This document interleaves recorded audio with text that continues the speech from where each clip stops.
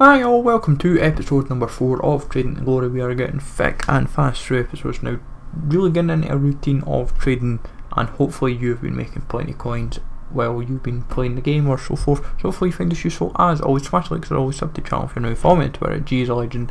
All the links are down below for both the channel and social media links as always.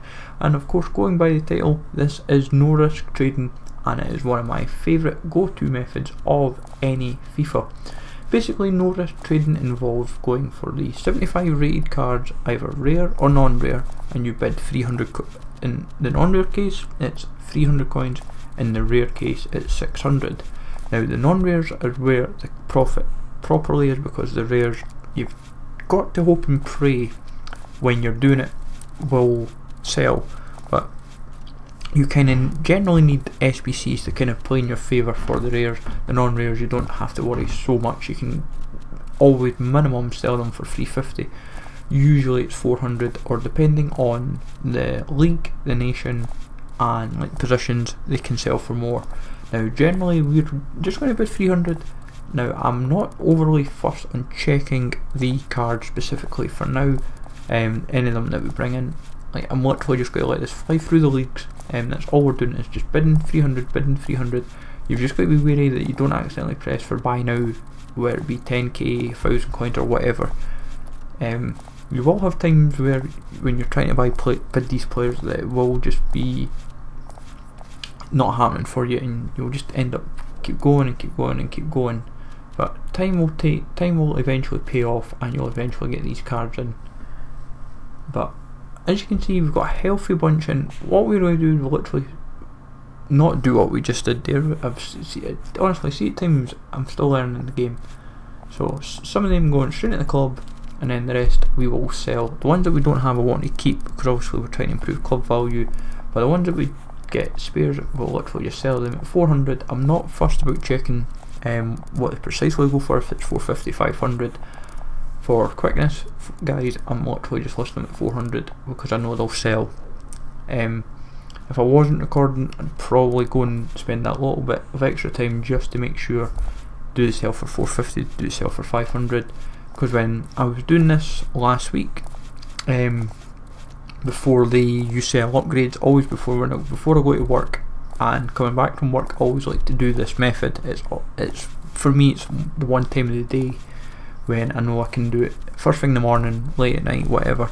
And what I basically done was, I had about 40 players bid at like 300, and by the time I came back after work, I forgot to list them all up, because joys of going into a meeting.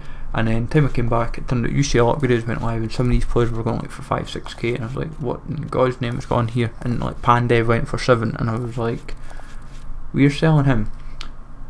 But obviously the good thing with this method as well, when you're going through the individual players, is sometimes you will find some of these players will go a little bit higher than usual. Even like some of these players, like Rocco for example, for some reason I find there will be always tons of them at 300, but then when you go and try and sell, it's a bit harder said than done. But as you can see, we're literally flying through leagues here. We've only got 3 in for the club, but yes, I'm bidding like 50 a time, but we're only getting about 15 at the moment every run. It will vary from league to league, nation to nation, and so forth, depending on how you're doing it. Like, yes, we're only maybe getting 15, but some runs I can get 30, 40. A lot of it, there is so many variables why it can be easier said than done. But regardless, even if you're making, like for me, with 15, that's a 4.5k spend. If every single one goes for say 450, then you're making that a little bit more profit. You're making roughly 430, 435, so then you're making about 130 coins for 15 cards. Yes, it's not great profit of roughly,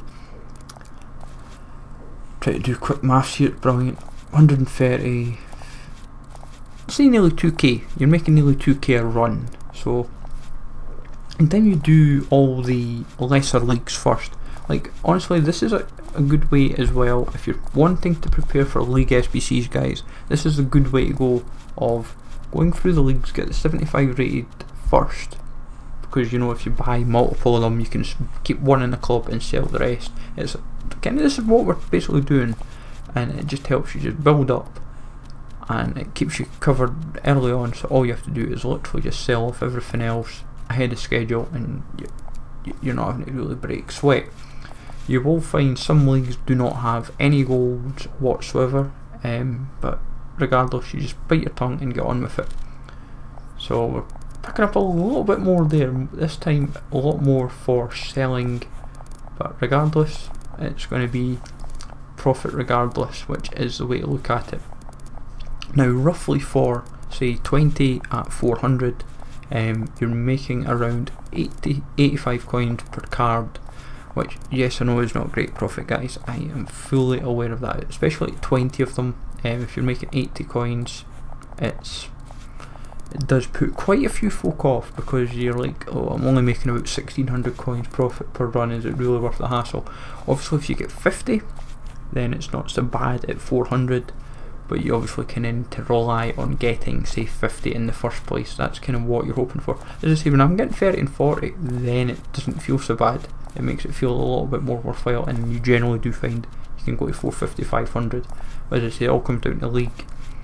If marquee matchups are a flat, what you really want in an ideal scenario is a flash SBC, and say, we'll just say Brazil for talking sake, or Ukraine suddenly proves quite useful, and suddenly, or say a route for example gets, basically everyone's using the one route where it's maybe say all Ukrainian, all Brazilians, all Austrians, or all Germans, but say it's the second Bundesliga, then you suddenly find, oh great, brilliant, that route in particular is now just flying up, and you could be completely unaware that one league has suddenly just shot up in value because everyone just decides to price fix one route, which is stupid, but it pays off regardless.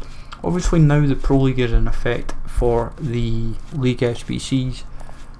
It will, this is when like the League SBCs for like Pro League can kind of help in your favour. Same for the Argentinian League. While folk aren't overly keen to do it, there is still profit to be had from some of the teams, so be wary of who you're buying, and obviously check before you sell if there is any profits to be had.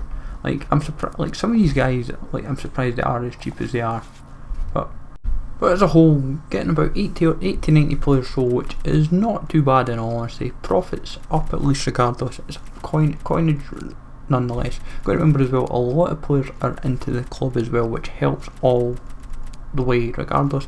Hopefully you find this useful folks. Let me know in the comments down below if you've done any no risk trading whatsoever. Smash like as always, sub to the channel if you're new, follow me on Twitter at GSLegend. Take it easy all, thanks for watching, and I will catch you all later for more FIFA 19 content.